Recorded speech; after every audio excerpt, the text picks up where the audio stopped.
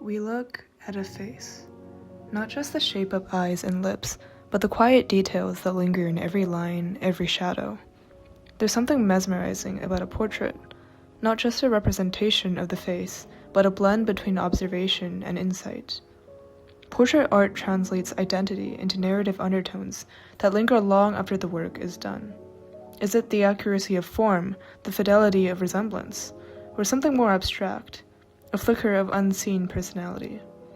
Today, we'll walk through my investigation into what truly makes portrait art good, from capturing mood and gesture to choosing what to show and what to leave behind. First, I wanted to check my background knowledge.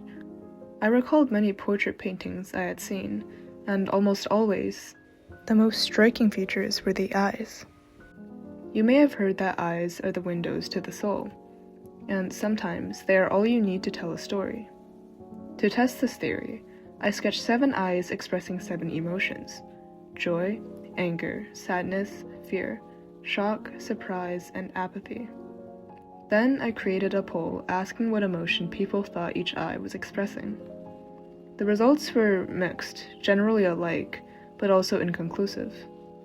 It seemed that eyes were not sufficient to tell a story, but maybe, I thought, it was also because I didn't draw them very well.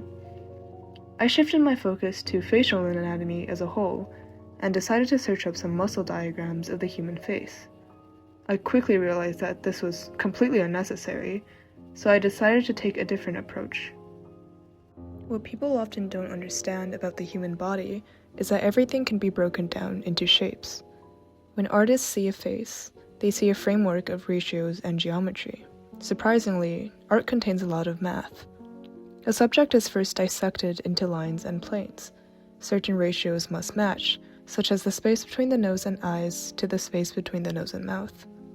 In a real human face, these ratios are never the same, because every face is unique. But I began with a model of what we might call a very stereotypical human face for practice. Over the course of a few weeks, I began doing some studies of the same face, broken down into planes and at different angles. To help me remember their features, I also searched up their anatomical names. The frontal bone, cheekbones, nasal bridge, brow ridge, chin, and eyelids are parts of the face that face up and catch light.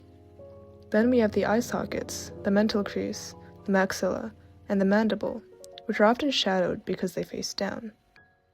Our organs for facial expression could all be contained in this T-shaped region.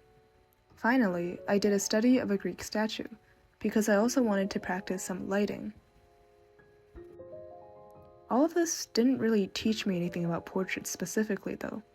I just learned how to draw people properly, and while people are the subject of many portraits, there is way more to them than anatomical accuracy. It was time to do some research. What exactly are portraits meant to depict? A person, sure, but how is that person characterized? If you look at the art of famous painters like Da Vinci or Van Gogh, there's a substance and presence in their paintings, as if you caught the subject in a snippet of their story. But these are pretty abstract concepts. The question I ended up asking myself is, how exactly do you capture personality? I think this quote from an article by Artists Network answers my initial question. Quote, "For the pictures of people that I want to do, line, form, color, and light are not enough. They are the servants, not the master. They are what depicts, not what is depicted. What is depicted is the human presence. Because it's not only about how the subject looks, but who the subject is in their story. I am representing not just a person, but the mood and experiences of that person, and everything in the painting must come together to show it. Bright colors might be used to depict a joyful event, sharp lines and darkness to show hopelessness and conflict, or an upright posture to show independence and defiance. But ultimately, what matters is that I must know the story of my subject." To apply what I learned, I needed a subject with very distinctive characterizations and personalities. The person I picked was Lucifer. First, a little background information on his many depictions.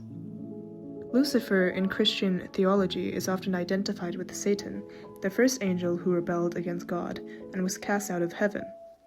He symbolized pride, arrogance, and temptation, and sought to lead humanity astray. In the Roman characterization, Lucifer meant light-bringer. He was a personification of the morning star, or Venus, which appears before dawn and was often depicted holding a torch. Romans saw Lucifer as radiant and beautiful, the bringer of dawn, rather than evil and rebellious. The depiction of Lucifer in medieval epics, such as Dante's Inferno, had him fully identified with Satan, the grotesque ruler of hell and the most deadly of the 7 deadly sins. Dante's Inferno, very briefly summarized, follows Dante, guided by Virgil as he descends through the 9 circles of hell, each punishing different sins with symbolic torments.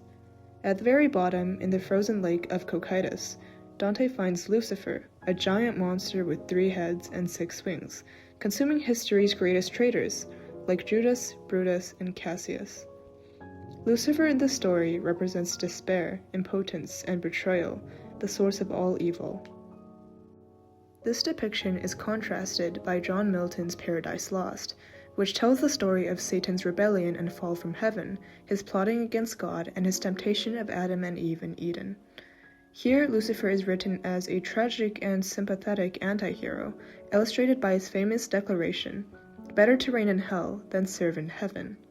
He is at first portrayed as the embodiment of ambition and defiance, persuasive, brave, and even inspiring to his followers.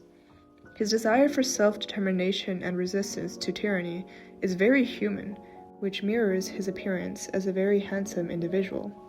As the poem progresses, however, Lucifer becomes increasingly bitter, consumed by envy and hatred. In the end, he and his followers are transformed into serpents, a punishment that mirrors his deception in Eden. In summary, Lucifer is often either depicted as a handsome, tragic rebel, at first a bringer of light, but casted out for his pride, or a hideous beast, representing all that is wrong with the world. All of this is too much to contain in one design, so I decided to make 2, one portrait of before his fall and one of after, taking elements from the widespread perceptions of his identity. We'll start with Lucifer Morningstar, the angel. I was heavily inspired by The Fallen Angel by Alexandre Cabanel, who takes a more Milton approach to Lucifer.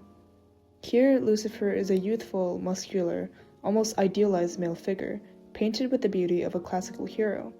But his eyes look upwards in bitterness, rage, and sorrow. Cabanel captures the paradox of Lucifer as both tragically beautiful and dangerously proud. I took elements from Cabanel's portrayal of him as a very beautiful man. He holds a torch and emits light, part of his Roman light-bringer aspect. He is looking straight at us with a very arrogant, sure-of-himself expression, alluding to his sin of pride. Finally, I also wrapped his arms in ribbon-like cloth, symbolizing how he feels restricted in heaven since his pride cannot accept subordination. For Lucifer, the monstrous ruler of hell, I took inspiration from Lucifer by Franz von Stuck. Here, Lucifer looks almost inhuman. While he isn't monstrous by any means, the look in his eyes is intense, dark, and unsettling. He sits as a shadowy figure, with a rigid posture as though he is not defeated, but rather waiting, and stares directly at us, like he is blaming the viewer for his situation. I incorporated this portrayal of him as human, yet inhuman, specifically his terrifying eyes. I also took elements of Lucifer from Dante's Inferno, and gave him 3 heads as well as 4 bat wings, because I low-key didn't want to paint 6. Finally, as a throwback to classic medieval depictions, I gave him some ram horns, primarily due to the association of goats with sin, and thus with the devil. My process from the ugly stages of my paintings to the final versions were honestly more disorganized than I expected. Better artists will paint the piece as a whole, layer by layer, rather than jumping from part to part like I did. Regardless, I am satisfied with the story I wanted to tell. The color palette for Lucifer the Angel is vibrant and bright. For darker colors, I saturated the amount of pigment that I used, rather than using black paint, which gives it an ambient, impressionist effect. I had a hard time picking the background color. I chose to use a lot of darker blues in the background to contrast the warmer tones of his skin and the yellow of his light. We often associate blue with peace, authority, and masculinity, but also with coldness, which reflects his identity here. Lucifer's posture is open and confident, a youthful, almost idealistic man.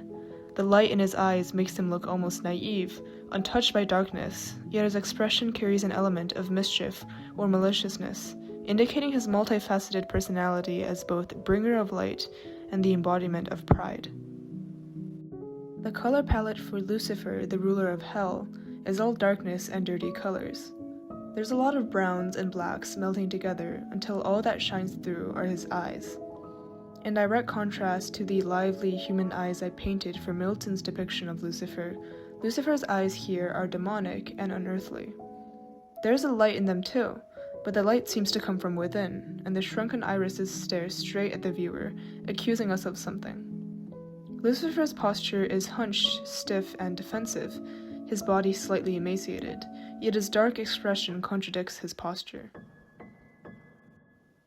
With these two paintings side by side, you can see how the story and personality of a character can completely change the perception of them as a person.